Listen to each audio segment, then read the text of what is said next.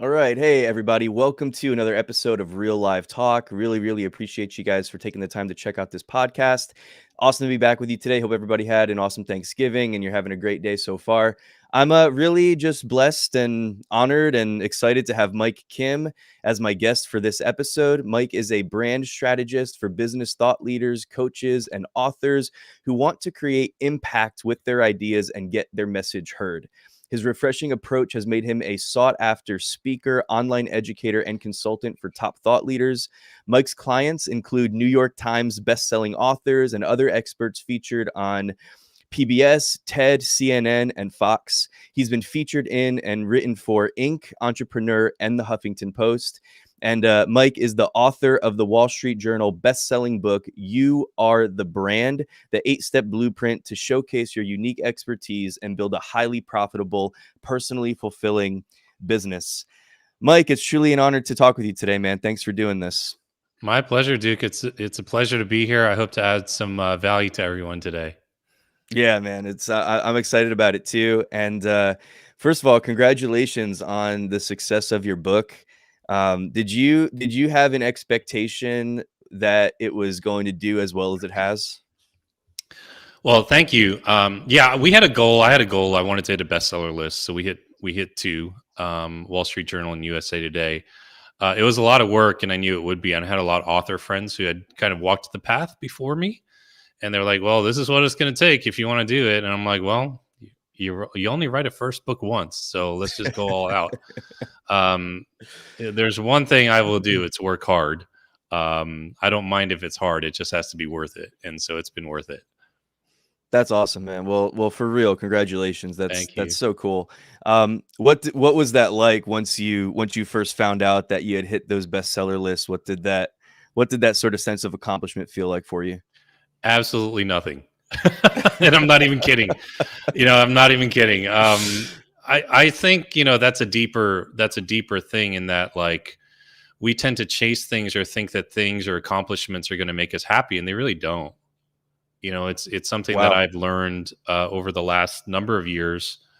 I could, you were very kind in listing some of the credentials I've had, and yeah, I guess I'm proud of things that I've done, but I've noticed that those are only tiny moments in my life.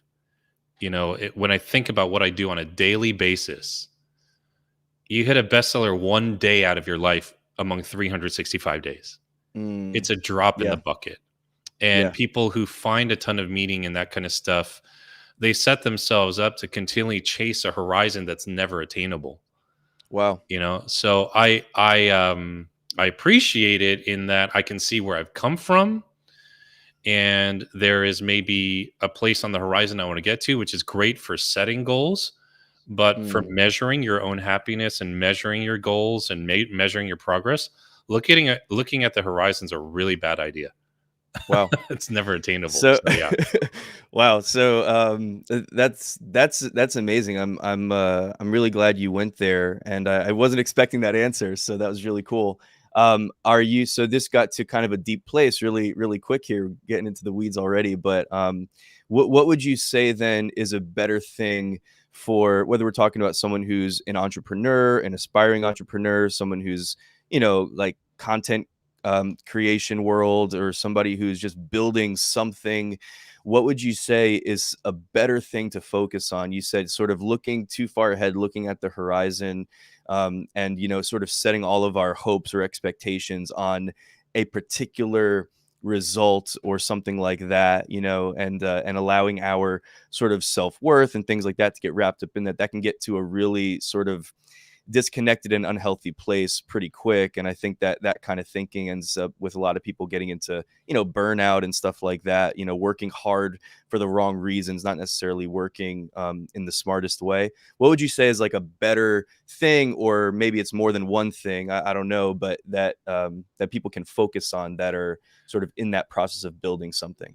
Yeah, one thing, I make this a rule with anybody I work with, anyone who's in a mastermind group with me or in my coaching programs. The first rule is AMB. You'll always measure backwards.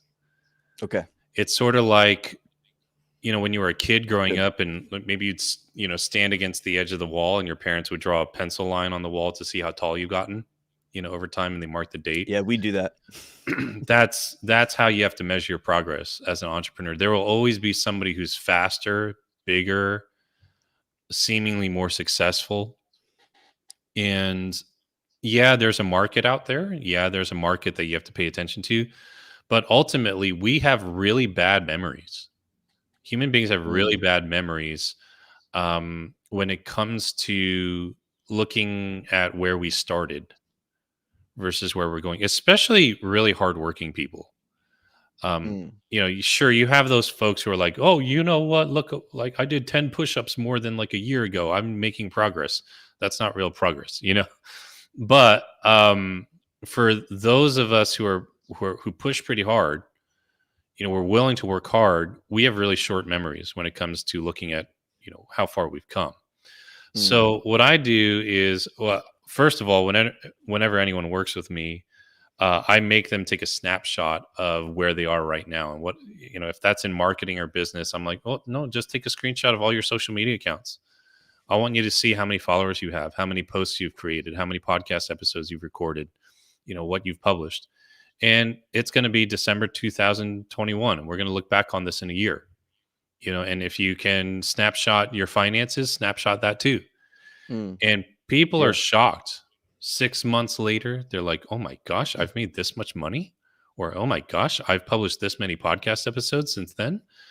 And you take a room full of content creators or entrepreneurs, whatever you want to call them, and you ask them, how many of you are really, really happy with the way things are going? Very few of them will raise their hands. And if Mm, you ask them, how many think like things are not going that great? Like they're going okay, but not that great. Almost everybody will raise their hands. So we set ourselves up to be unhappy all the wow. time, Wow. you know? And so that's the first rule. I just call it A and B. It's from Dan Sullivan, strategic coach. Always measure backwards. And I lose sight of this myself because I'm human. But over Thanksgiving break, I looked at where I was a year ago. I could not believe the progress I made. You know, That's and awesome. so yeah. So all that to say, kind of putting a bow on what you were saying about the book. This time last year, I looked at some journal entries from last Thanksgiving, and I was complaining about writing a book, how much work it was, and I was like, look at this now. A year later, it's sitting on my shelf. It's done. It's been out in the world for 5 months. That's kind of wild. It's amazing. And that's what I celebrate. It's not that it hit a list or anything. It's like I celebrate that. Wow, I came a long way in a year. So Mm. that's cool. Yeah.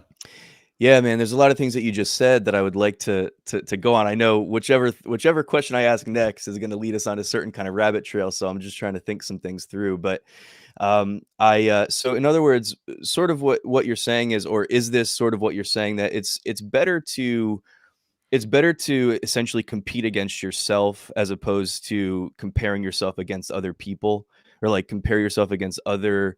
Yeah, like if I'm like sitting here constantly comparing myself to other people that are further ahead and they're more advanced than I am, I think that it's one thing to emulate and to you even alluded to that a little bit here and there with like some people that have some friends of yours that had been successful with their book launches and things like that. And so it's one thing to learn from somebody else who's where you want to be, right? Like that's important. That's coaching. That's something that we all need. But for me to like be here comparing myself to other people, feeling like I'm not measuring up, that gets really unhealthy. But if I'm comparing myself to where I was 6 months ago, and then I can see that okay, I actually am growing, I am progressing. Maybe my income is getting a little bit better. Maybe I'm getting in shape. Maybe I'm getting some things accomplished. I'm posting more. Whatever it is that we're talking about.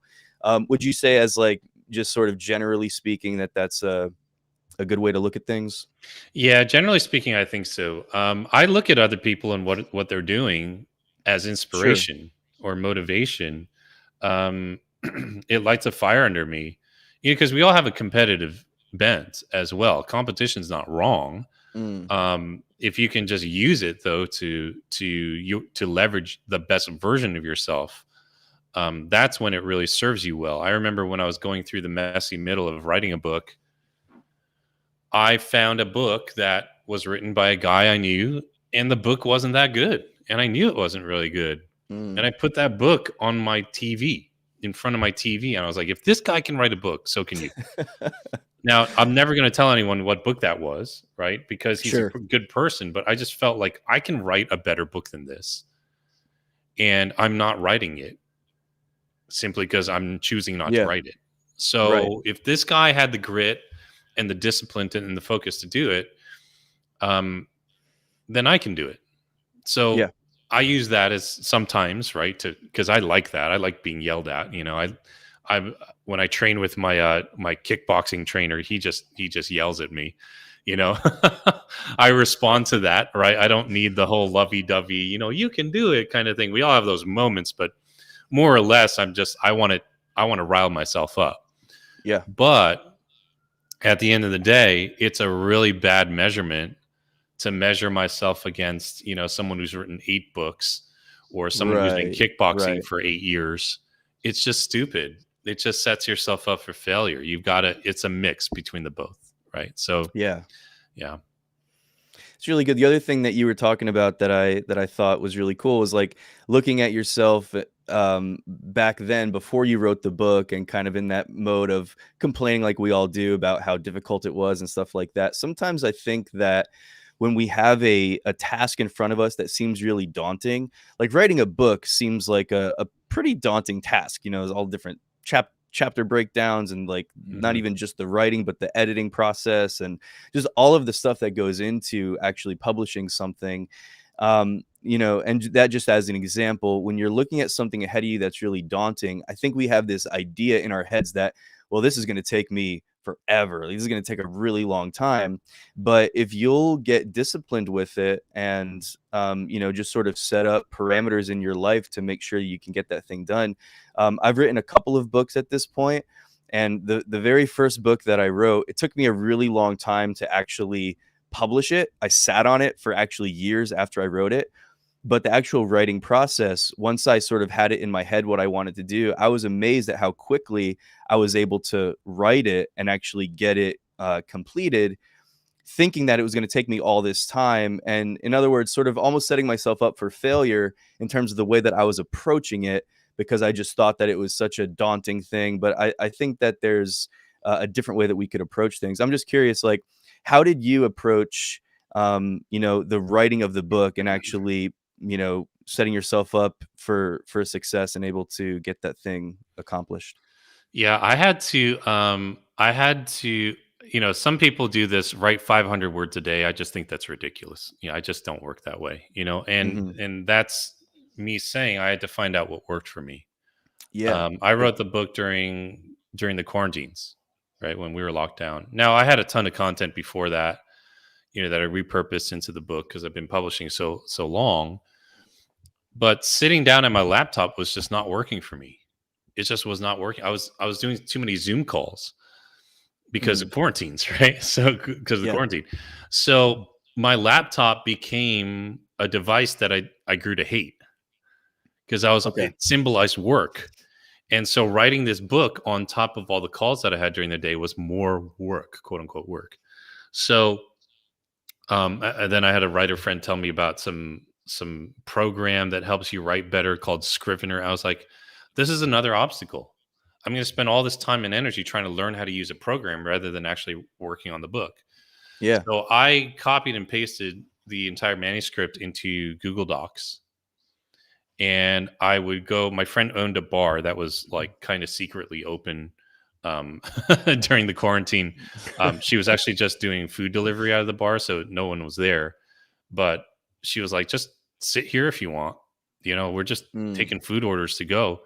And so I just sit at the bar and I was just writing it on my phone at the bar. That's how I did it. Wow. I wrote a big part of the book that way because I was editing and I was seeing it in a different format. And I was like looking at it on my phone, which made me read and process the content a little different. So, all that to say, like, yeah, there are people out there who say these, this is how you do it and this is how you do it. You just have to find what works for you. That's You good. really do. At the end of the day, no one can tell you how to do what you do.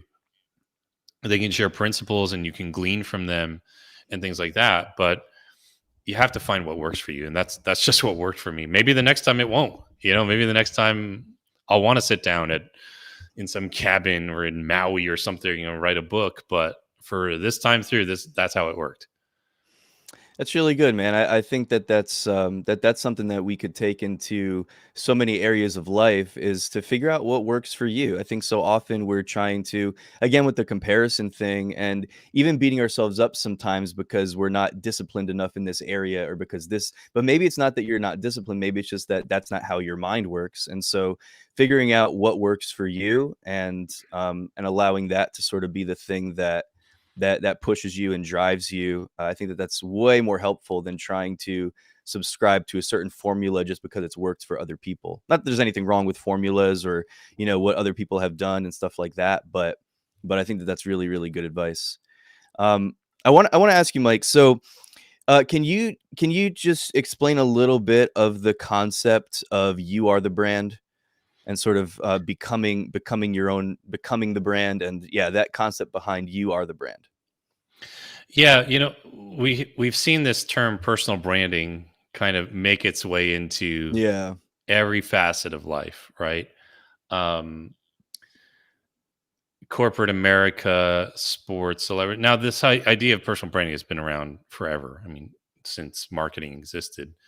And branding has always just been about identity.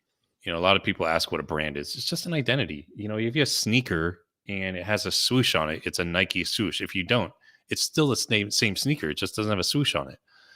So therefore, it doesn't have an identity, right? It's like farmers used to brand their cattle with a burned identifying mark to say, this is my cow. Right, right. So it's just been about identity. Now, when you talk about personal branding, what does that mean? Especially in this world of social media, YouTube, Web 2.0, all this content that's out there. It means that you have an identity that is online or even offline, both, that is comprised of your ideas, your expertise, your reputation, and your personality. It's those four things. So if you're a content creator, just being quote unquote the best is meaningless. Okay. Doesn't mean anything. Doesn't mean anything. In of itself, it doesn't mean anything. People will still argue about who the best NBA player is of all Sure. time. They'll argue about it till the cows come home. But if being the best was simply the only criteria, then most people would say Michael Jordan was their favorite basketball player, but they don't.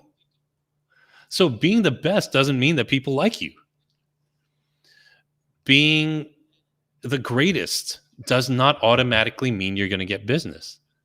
It Wow. doesn't mean that people are going to watch your content. Some people just won't like your personality. They don't like his personality. They thought he was too cutthroat, thought he was one-dimensional as a human being. So we'd root for other players whose personalities we liked, even though they weren't as good of a basketball player as Michael Jordan. It's Wow. why people will like Taylor Swift more than Katy Perry or vice versa. It has nothing to do with, it has a little bit to do with her music, but it has more to do with, do I like this person? Do I like their personality? Yeah. Yeah. Right?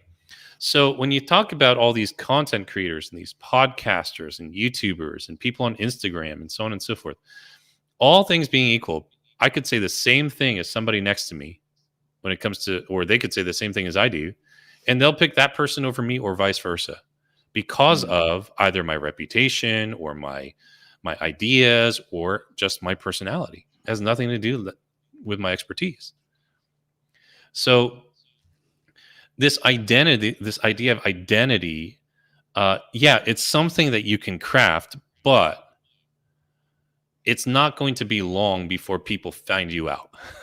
Okay. So Right. my premise in the book is, don't build a personal brand. Become the brand. Become the person you're trying to sell to people. There's this whole movement of people who are trying to build these personal brands in one of two ways, and both are wrong. Neither of them work. On one hand, you have people who are trying to present a false version of themselves. They fudge numbers. They rent a mansion on Airbnb, take photos, and imply that it's Right. their house. Right. And these people think that attention is owed to them. Attention is Wow. not owed, it's earned. You have to earn it. Every person who starts in this space starts from zero. I don't care who you are. Gary Vaynerchuk started from zero. Yeah. You can't buy his personal brand on eBay. It's an identity. I don't care if I get all the rights to his intellectual property and his email list and all his followers. It's not going to He's work. still Gary V. Yeah. You can't acquire him. Yeah. So that's what's Mhm. different about this business. You can't acquire somebody else the way that you'd buy up a bunch of pizza shops or the way Facebook buys up all these social media platforms. Can't do it.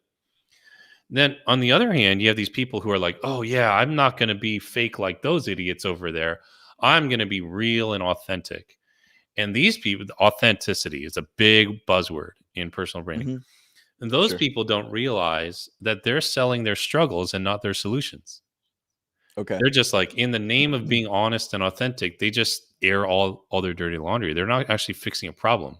So they get attention, but it's like the attention that a car wreck gets on the interstate, on the highway. Everyone slows down, everyone looks at them, they get a lot of eyeballs, and then they move on. You can't build a community around them, Wow. Wow. right? So my point is here, if you're going to build a personal brand and you're going to do anything with it, whether you raise money for a nonprofit, whether you build a business for yourself as a creator, a solopreneur, whether you're going to, be a politician, whatever it is, just ask yourself, can I build a campfire around what I'm sharing? Mm. By that, I mean, is there warmth? Is it a light in a dark place? Is it a place where people can gather? Is it a place where people can exchange stories? Are you somebody that people want to hang out with?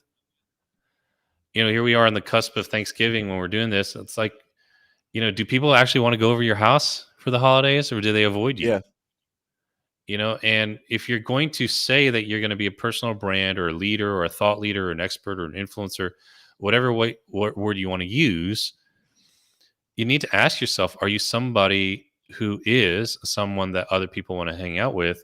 And are you sharing things that allow people to build a community around what you're sharing? Wow. And that's really the question. That's really the Wow. premise of the book. Wow. Yeah, that's awesome. That was a really really awesome description. How okay, so all these things that you're talking about, right? It seems like there's sort of a cocktail of things that go into this. It's not just like you said, there's these buzzwords around authenticity, but then if we go too far down that road, then what often happens is, you can create, like you said, an environment where people are looking at you, but it's not necessarily a community that translates into you getting the result that you're looking for. You get attention, but it doesn't, if you've got to be, and actually Gary Vee talks about this a lot, is the ability to sort of take that attention and then to know what to do with that attention that you're getting, because attention by Mm. itself is not enough. But with all of these different things, these things that you're mentioning, you alluded a minute ago to, like all of the different podcasts and all of the content creation that's going on. There's so much of it. There are so many people that look at themselves and consider themselves to be content creators, and and all of us, to an extent, we're putting out content on some level. Some of it's just for the sake of having fun, entertainment, or whatever. It's not necessarily in the pursuit of building something. But as you said, like, branding is really about your identity. So I'm going to get to my question here. With all of the products and ideas and the coaching and everything that's offered and everything that's already out on the market today, um, how can somebody that's just sort of starting from scratch, recognizing that there's something that they're passionate about or that they have expertise in, and they're wanting to build their brand, or they're wanting to become a brand and get their content out there, how can somebody who's starting from scratch today, in the midst of like a really saturated market with so much content that's available, how can they add value in a way that's truly unique? One thing I say to my students all the time is you're not allowed to quote dead people or anyone else, including me, because what happens, I'll just, just honestly speaking, most of the content out there is really bad. It's not True. good Yeah. content. It's people Mhm. who are just copying each other's content, or they're taking something and they're tweaking it. And you mentioned, if they have expertise, that's really the foundational question. Do you actually know what you're talking about? Do you Right. actually know what you're talking about? Um, credentials are important. It shows up sooner or later. If you're just not good at certain things that you're claiming that you're good in, um, you're not going to get very far. You can sell flash in the pan stuff, and if you have a really good image and you're charismatic, you'll be able to sell a lot of things, and that's fine, right? Mhm. But I would say first, get really good at you say you're good at. The second thing, really, though, is to formulate a point of view, and that's really the first step I talk about in the book. It's part of a blueprint that I share, in the book. Is that I meet a lot of people who purchase other people's coaching programs or certifications or licenses to teach their content, and all they do is just parrot what this other person is saying. Mm. You have to have a point of view. It doesn't need to be a unique point of view. There are only so many points of view in this world. Right. But that's what I was saying before. Like, you and I could say the same exact thing, but some people will like you more than they like me, and vice versa, because of our personality, because of the way that we say Mm. it. Right. Yeah. They So it's identify with not you, or just they yeah. right. So if you're going to say something, at least make sure that it's what you believe. And when I work with people through their point of view, I ask them three questions. This is in the book. What pisses you off? What breaks your heart? And what's the big problem you're trying to solve? Mm. Because your brand message is really at the core of those three things, at the Wow. intersection of those three things. What pisses you off? That's the injustice that you see in the world. What breaks your heart? That's the compassion you have for people or for a cause. And what's the big problem you're trying to solve? If you're a content creator or a business owner, that's the purpose of your business. Business is nothing more than solving a problem for a profit. Mm. Yeah. So if you're going to go out on the internet and create a bunch of content, but you don't actually know what problem you're trying to solve, you're just wasting your time. Now, you might say, well, what if I'm just an entertainment? You solve the problem of people's boredom. Yeah. I mean, then go out and do it, and be the next Dave Chappelle, or be whoever, a meme account, whatever. All of these are different forms of entertainment, but they all have a very clear point of view, Mhm. because you know what ticks them off, you know what breaks their heart, and they're just trying to share these perspectives through humor. Go be yourself. Don't be the next Dave Chappelle. Go be yourself, but have a point of view and let your personality shine through, because that's the one thing that no one can compete with. No one can compete with it, and then you Mm. get good, become proficient at leveraging that for yourself. Yeah. You know, uh, That's good. so and just knowing yourself, and that, again, you are the brand. There are things I know about myself that I have advantages over other people, and there are other things that people have advantages over me.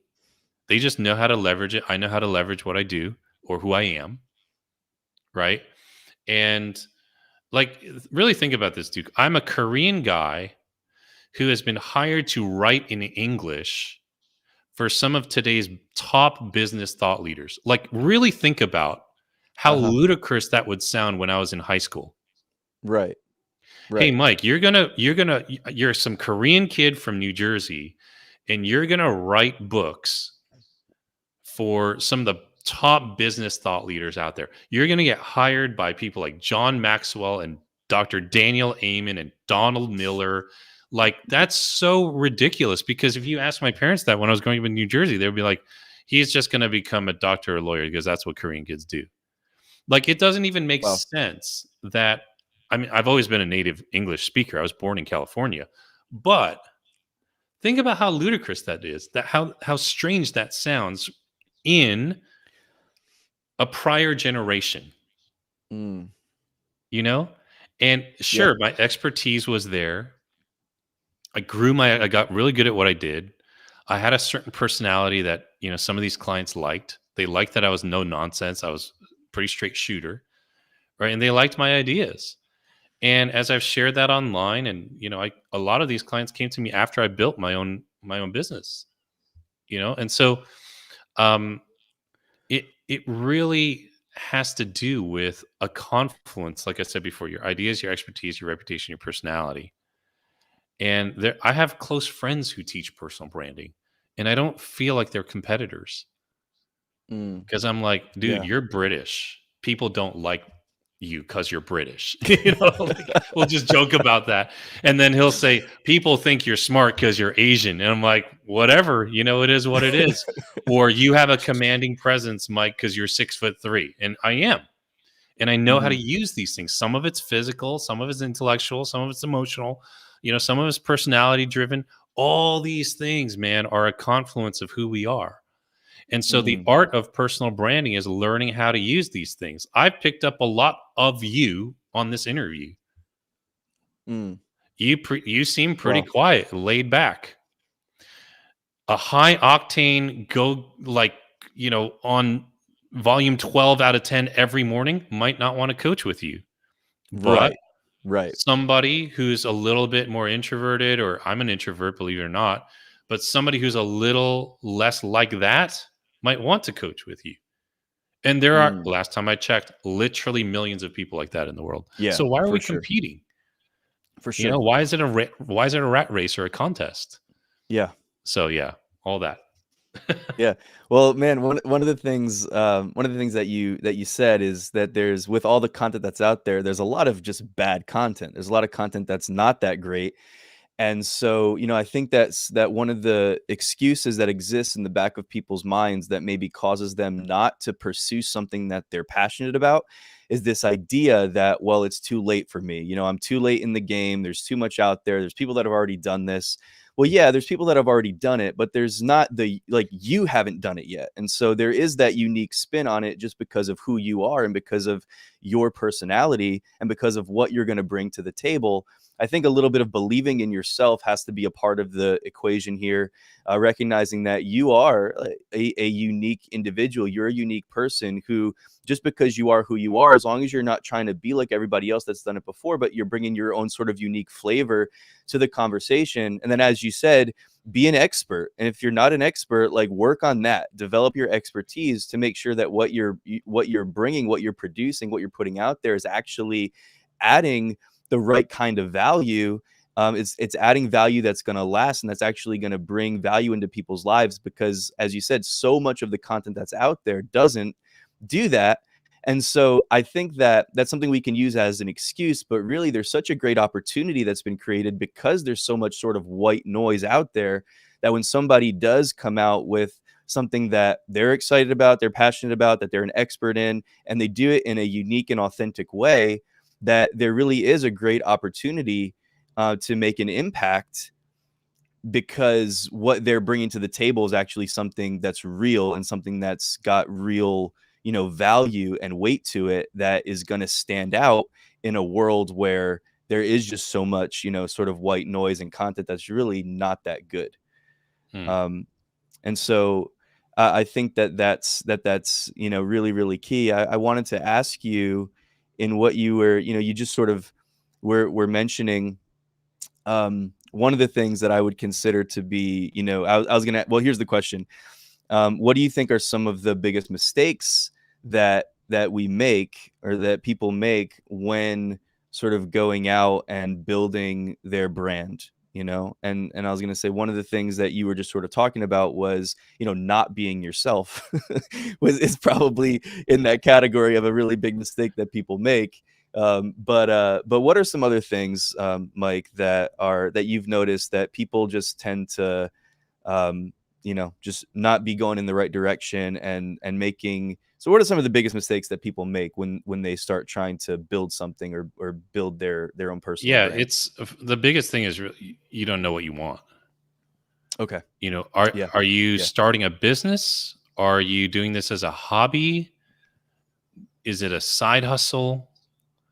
Like I'm a business coach. You know, by and large, I'm a business coach. Hmm. And the first thing I do with people who come into my program is how much money do you want to make? Because that's why you're joining, Yeah. And we talk about money right off the bat Because if we can't get honest about that, we're going to just be, it's like this cartoon I saw, a long time ago. It was a Charlie Brown cartoon. I was trying to find it. I can't find it anywhere. But basically, Charlie Brown is he's shooting arrows into a wall, and then he's walking up to the wall and drawing a bullseye around it. Okay. And Lucy's like, "What are you doing?" And he's like, "Well, this way I never miss." And that's how a lot of people are spending their lives. They're doing all this stuff on Instagram and YouTube, and it's like, I understand that there's a part of you that needs to like figure out your self-expression, right? Mhm. And finding your voice. That's really important. But when I started blogging in 2013 and started podcasting in 2014, I was like, I want to quit my day job because I see these other people are monetizing their platforms, and I'm just as good as they are. And more than that, I'm actually the CMO of a company. I know what I'm talking about. Yeah. So I want to get out of this, and I want to have a business. I want to make 6 figures a year. And so that was my goal. That was my goal. And did I wake up breathing, living, marketing, and branding? No, not necessarily. But I knew that that's what I was good at. And I knew I could help people through that. And so that's what I made my goal. And I was like, okay, if I want to quit my day job, my 6-figure a year salary day job, and I was married at the time, you don't go up to your wife and say, hey, I'm quitting my 6-figure job so I can go work on the internet.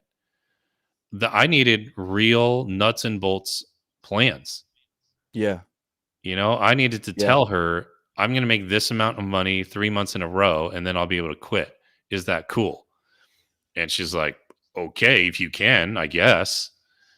And that's what I wanted. Yeah. I meet a lot of people who join my programs, and there's no guilt with that. But I tell them, if you don't know what you want, I can't help you get there. So if us working together is just a season of your life where you're trying to bounce ideas off of me and validate what you maybe want to do, then that's fine. I'm going to put you in a different group. I actually divide the people who buy my program into different small groups based on where they are. I know it's a novel thought, but we just had 74 people join our program. It's a high ticket program. We run it once a year. It's called You Are the Brand. And I meet with every single person one-on-one.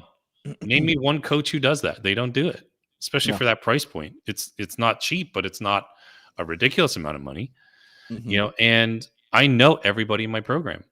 And I say, during this next 6-month time that we work together, you're going to be in a small group of other people who are just like you, so that you don't have to waste time with folks who are trying to figure out what they want to do. You already know what you want to do. Now, these guys over here, they're all trying to figure out what they want to do.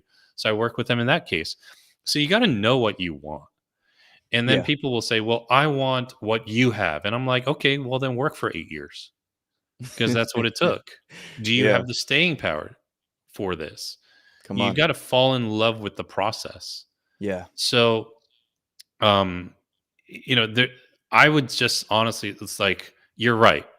Be yourself. That's number one. But number two, you have to know what you want. You have to know what you want. And sometimes that means knowing what you don't want. There's a lot of things I know I don't want. People will ask me, hey, you seem like you have your stuff together. Why don't you grow your business like such and such guru? I'm like, that guy looks miserable to me. I don't want his life.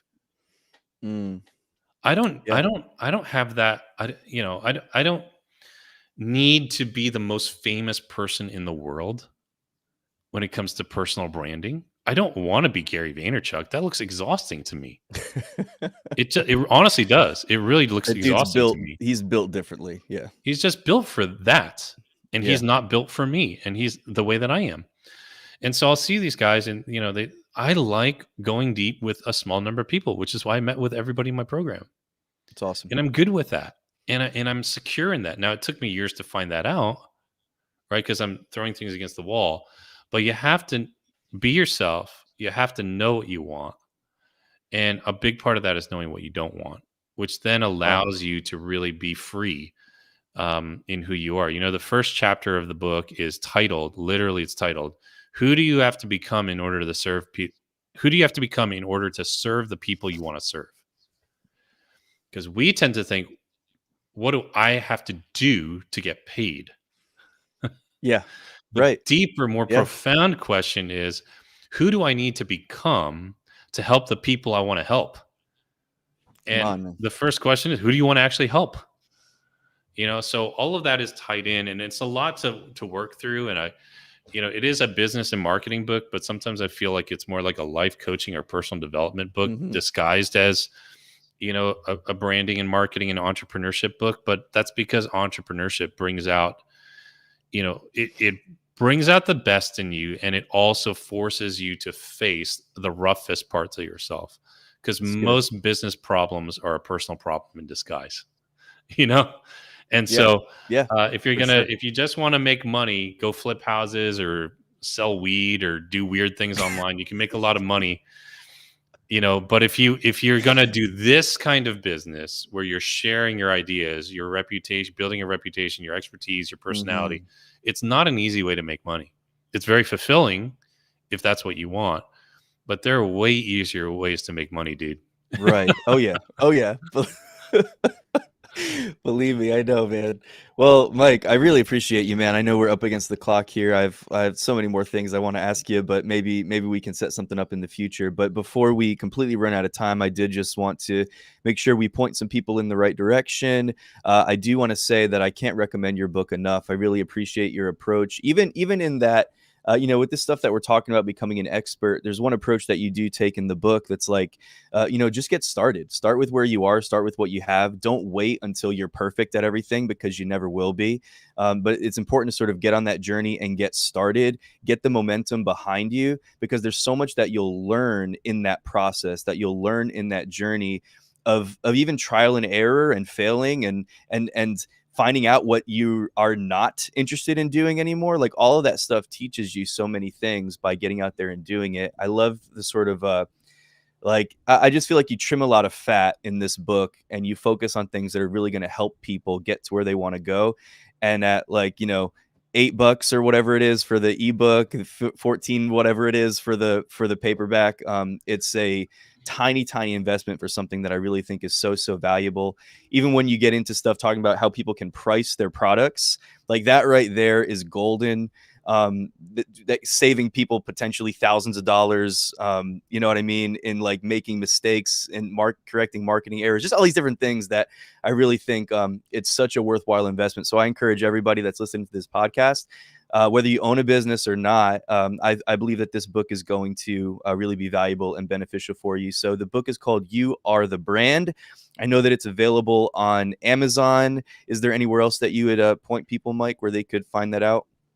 Yeah, if you want the audiobook, Amazon is taking forever to process the audiobook. It's been 5 months. So I just decided to give it away for free. That's So awesome. if you go to my Instagram, at Mike Kim TV, there's a link in my bio that will give you the audiobook for free. Now it'll be a little bit different because you have to download the files and everything, but there are bonus chapters there just for the audiobook.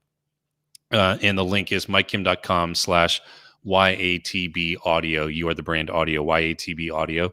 And you can just go grab it there. You're listening on a podcast. You may prefer listening rather than reading. So I got you all covered if you're a listener, and if you want the Yeah. quick link, it's just right on my Instagram, Mike Kim TV.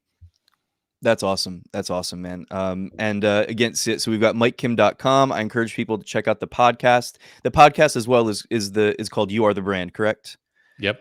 Um, and it's just a wealth, for real, a wealth of resources and knowledge there. You've got what, little over 300 Yeah, episodes just on over there? 300. Yeah, it's been a long time. I've been chomping away at it for a long time. So So good. yeah. Give that Instagram handle one more time, just so we make sure that that was clear. It's at Mike Kim TV. Okay, perfect. Well, Mike, appreciate you, man. Thanks so much. It's really been an honor to talk with you a little bit. I appreciate you sharing some of your just expertise. I know we could have there dug a lot deeper on so many different things, but what you shared, I really feel like is so valuable for people that are kind of like in my world, specifically, which is one of the reasons I was excited about doing this with, podcasting or content creation, just sort of wanting to build something that has value and impact. And that being your focus on, sort of making an impact on people, not so much on, some of the other things that we can focus on that really sort of take us down a path that gets us, messed up in the head, but focusing on people and adding value and really bringing impact into the lives of people. So key. Really appreciate that, man. So thank you so much. Really appreciate your time. My pleasure. Thanks for having me. All right. Well, thank you everybody for checking out this episode. We will catch you next time. We'll be back with another episode on Thursday. And hope you guys have an awesome week. If this episode added any value to your life, to your day, if you'd consider subscribing, sharing, leaving a review, I would really appreciate that. Make sure you check out MikeKim.com to listen to the podcast, to check out the book and some other resources that Mike has available. The Instagram handle, I want to make sure I get this right, at MikeKimTV. Find that link so you can download that free audiobook. That's for real, just an awesome resource that I think is going to impact your life in really profound ways, especially for those of you that are content creators or that are building some kind of a brand or business. I know for me, the thing that I struggle with probably the most isn't the creation of content, it's marketing it properly.